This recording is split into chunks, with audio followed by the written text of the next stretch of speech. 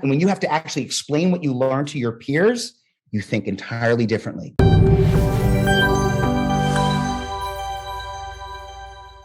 I stopped paying for their education long ago. Really? Absolutely. The way they treated, because I would go to the conference with them, and then, why weren't you in that session?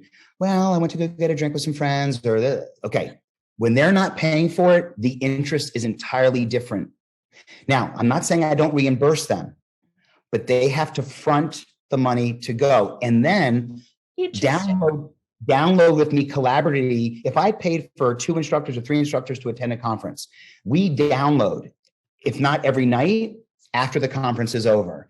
And I want to see their notes that they've taken from the sessions that they've gone to. Then they get reimbursed. And if they do that on a regular basis, now I know I can pay for the conference and they're going to go to the conference and get something from it. But what I don't do is just say, hey, this is a reward. I'm going to pay for this conference. They go to maybe 1 or 2 of their friends and then they're off. They're done. And it's not the same experience.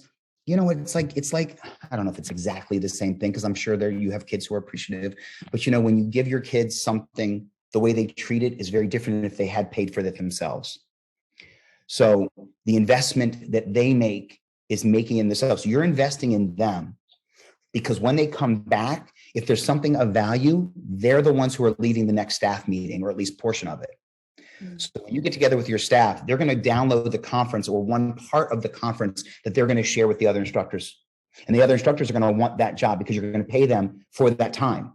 Right. So at the staff meeting, I am paying them for their time, for that hour that they're sharing what they learned at that conference. And then because by the way, the only way that they're ever going to use what they learned is to regurgitate it anyway.